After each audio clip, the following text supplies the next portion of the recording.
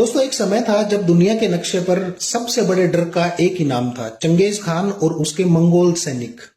बताया जाता है कि जिधर से ये सेना गुजरती थी उस रास्ते पर शहर नहीं बचते थे, बस राख ही राख बचती थी।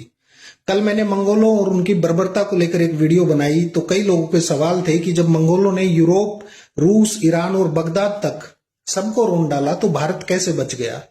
शायद इस वीडियो को देखकर उन लोगों के पेट में दर्द जरूर होगा जो लोग टीवी और सोशल मीडिया पर हिंदू बनाम मुसलमान का शोर मचाते हैं, क्योंकि उन्हें यह बात हजम नहीं होगी कि मंगोलों से भारत को बचाने में जिन 3 बड़े मुस्लिम शासकों के नाम आते हैं वो मुस्लिम सुल्तान थे।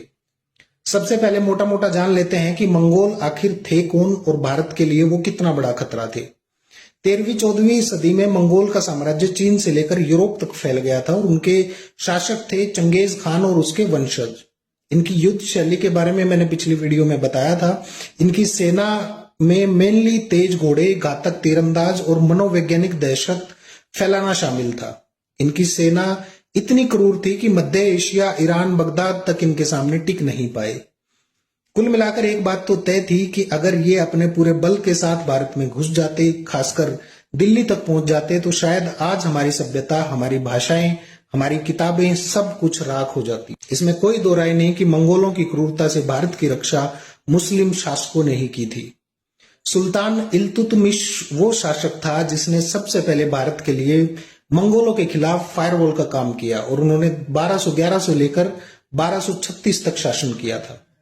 1221 में चंगेज खान ख्वारिज़्म के शासक जलालुद्दीन मंगरबनी को खदेड़ते खदेड़ते सिंधु के किनारे तक आ पहुंचा था। उसके बाद जलालुद्दीन ने भारत में इल्तुतमिश से शरण मांगी। अब यहाँ इल्तुतमिश के लिए बड़ी समस्या आ खड़ी हो गई थी। अगर वो स्वीकार कर लेता, उसको शरण दे देता, तो चंगेज पूरे बल के साथ दिल्ली की तरफ बढ़ आता। ऐसे में इल्तुतमिश ने स्मार्ट डिप्लोमेसी दिखाई और ना तो चंगेज को सीधा उकसाया और ना ही जलालुद्दीन को खुलेआम सपोर्ट किया। कई इतिहासकारों की माने तो इसी फैसले ने भारत को चंगेज के फुल स्केल आक्रमण से बचा लिया था। अब ऐसे में आज के ज्ञानवीर बोलते हैं कि मुस्लिम शासक आए और बस लूट कर चले गए। कोई भी किताब खोलने की जहमत नहीं उठाता कि पहला आदमी जिसने भारत को मंगोलों से बचाया था वो दिल्ली का मुस्लिम सुल्तान इल्तुतमिश था। इसके बाद मंगोल खतरा खत्म नहीं हुआ था, बस कुछ सालों के लिए टल गया था। इसके बाद इल्तुतमिश के बाद आए थे गियासुद्दीन बलबन, जिन्होंने 1266 से लेकर 1287 के बीच शासन किया था। गियासुद्दीन के समय मंगोलों की लूटमार पंजाब और सीमाई इलाकों तक पहुंच चुकी थी। तब गियासुद्दीन ने लाहौर, मुल्तान, बठिंडा, सोनम और समाना जैसी जगहों पर किले मजबूत करवाए और अपने बेटों को फ्रंटियर गवर्नर बनाकर ब्यास नदी तक डिफेंस लाइन बना दी और कई मंगोल हमलों को इन सीमाई सैनिकों ने वापस धकेला था, नाकाम किया था। गियासुद्दीन ने यूरोप की तरह मंगोलों को अंदर तक घुसने ही नहीं दिया। लेकिन आज के हमारे व्हाट्सएप यूनिवर्सिटी के प्रोफेसर टीवी पर बैठकर अपने आप को एक्सपर्ट कहलवाते हैं और बताते हैं कि मुस्लिम रूल आया तो बस लगातार आक्रमण ही आक्रमण और लूट ही लूट हुई थी।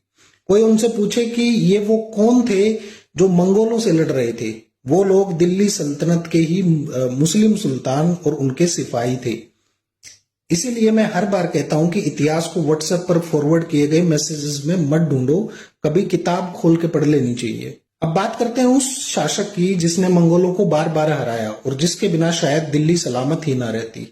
अलाउद्दीन खिलजी, जिसने 1299 से लेकर 1306 तक के बीच के कई बड़े मंगोल आक्रमणों का सामना किया, जिसमें शामिल बैटल ऑफ जारन मनपुर 1299, अमरोहा 1305 और 1306 की बड़ी चढ़ाई, जिसमें जगताई खानत के शासक दुआ के सेनापति भारत पर टूट पड़े थे। इन सब से निपटने के लिए पता है अलाउद्दीन की तैयारी कैसी थी?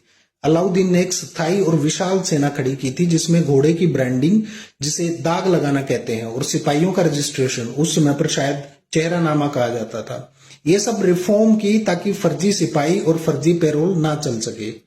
उत्तरी सीमा पर कई किले मजबूत किए और पंजाब दिल्ली के बीच एक मजबूत डिफेंस बेल्ट तैयार की।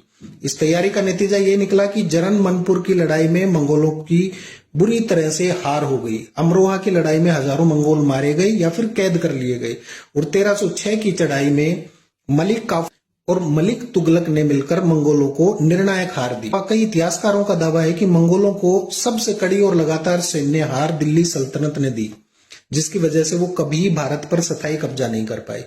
अब थोड़ा सा दिमाग पर जोर डालिए और सोचिए, जिन मंगोलों ने रूस, ईरान, बगदाद और मध्य एशिया तक को तहस नहस कर दिया था, उनको यहाँ किसने रोका?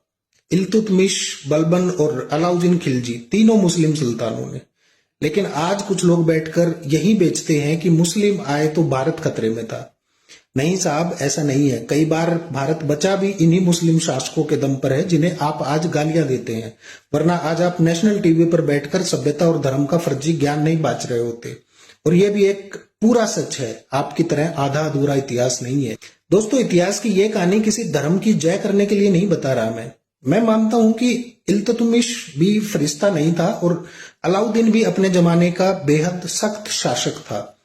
लेकिन एक ये भी सच है कि उस समय अपने शासन और राज्य को चलाने के लिए हर राजा सख्त होता था, फिर चाहे वो हिंदू हो या मुसलमान हो। जब आप सोशल मीडिया पर या नेशनल टीवी पर बैठकर सिर्फ मुस्लिम शासक यानी हमारे दुश्मन वाली कहानी सुनाते हो, तो आप दो ही काम कर रहे होते हो। पहला, आप भारत की असली ऐतिहासिक जटिलता को तोड़ रहे होते हो, और दूसरा, आप आज के हिंदू और मुस्लिम रिश्तों में जहर घोल रहे होते हो। ना तो उस समय मंगोल हिंदू और ना ही मुसलमान भारतीय थे, वो बस मध्य एशिया के घुमंतु योद्धा थे, जिन्होंने जिसको कमजोर पाया उसको रोन दिया। लेकिन भारत में उनसे लड़ा कौन? सीमाओं पर तैनात तुर्क, अफगान, भारतीय मुस्लिम, हिंदू सिपाही, और नेतृत्व किया दिल्ली के सुल्तानों ने। सोचकर देखो, अगर उस समय ये सब धर्म के नाम पर बट जाते तो शायद दिल्ली भी बगदाद की तरह जल जाती, ना हिंदू बचते ना मुसलमान बचते। दोस्तों, इस इंडिया को मंगोलों से बचाने का श्रेय किसी एक महान राजा के पोस्टर पर नहीं लिखा गया, बल्कि एक पूरी टाइमलाइन थी जिसने भारत की रक्षा की। इल्तुतमिश, जिसने डिप्लोमेसी से चंगेज की फुल स्केल चढ़ाई टाल दी, गयासुद्दीन बलबल, जिसने सीमाओं पर किले और सेना खड़ी की, और अलाउद्दीन खिलजी, जिसने मैदानों में मंगोलों को कई बार हराया और दिल्ली को बचा कर रखा। इतिहास हमें यह सिखाता है कि जब बाहरी खतरा बड़ा हो तो धर्म नहीं, हिम्मत और एकजुटता काम आती है। अगर आज भी हम व्हाट्सएप की नफरत वाली कहानियां छोड़कर सच्चा इतिहास पढ़ें तो शायद हमें समझ आएगा कि हिंदू मुस्लिम साथ थे, तभी ये देश बचा था। आगे भी साथ रहेंगे, तभी ये देश बचेगा। जय हिंद।